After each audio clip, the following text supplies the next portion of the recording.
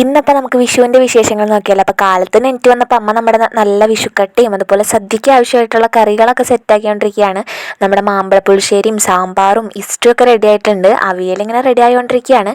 ഞാൻ പിന്നെ വേറെ തന്നെ നിന്നില്ല, വേഗം തന്നെ പോയി കുളിച്ച് അമ്പലത്തിൽ പോകാനുള്ള പരിപാടികൾ നോക്കിയിട്ട്. അപ്പോൾ ഞാൻ സാരി കൊടുത്തിട്ടുണ്ടായിരുന്നേ. ചേട്ടൻ നമുക്ക് മുല്ലപ്പൂവൊക്കെ മേടിച്ചുകൊണ്ട് വെച്ചിട്ടുണ്ടായിരുന്നു കേട്ടോ. അപ്പോൾ അതൊക്കെ ചൂടി അങ്ങനെ അമ്പലത്തേക്ക് ഇറങ്ങി. അത്യാവശ്യം തിരക്കുണ്ടായിരുന്നു കേട്ടോ. അപ്പോൾ ചേട്ടൻ്റെ കൂട്ടുകാരനുണ്ടായിരുന്നു.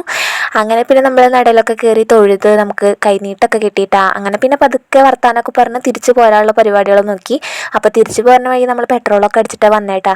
അങ്ങനെ വീട്ടിലെത്തിയ വഴിക്ക് തന്നെ ഉണ്ണികളൊക്കെ സുന്ദരികളായിട്ടൊക്കെ വന്ന് നിൽപ്പുണ്ട്.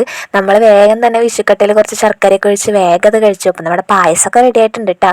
അങ്ങനെ പിന്നെ നമ്മൾ കറികളൊക്കെ കൂട്ടി നമ്മുടെ മാമ്പഴ പുളിശ്ശേരിത്തെ മാങ്ങയൊക്കെ എടുത്ത് നന്നായിട്ട് ഉടച്ച് അങ്ങനെ നമ്മൾ സദ്യയൊക്കെ കഴിച്ചു. അവസാനം നമ്മുടെ പായസവും പപ്പടം കൂട്ടി ഒരു പിടിയും പിടിച്ചു കേട്ടോ. അപ്പോൾ എല്ലാവർക്കും ഹാപ്പി വിഷു. എല്ലാവരും അപ്പോൾ വിഷു ആയിട്ട് സദ്യയൊക്കെ കഴിച്ച് സൂപ്പറായിട്ട് ഇരിക്കുകയെന്ന് വിചാരിക്കുന്നു കേട്ടോ.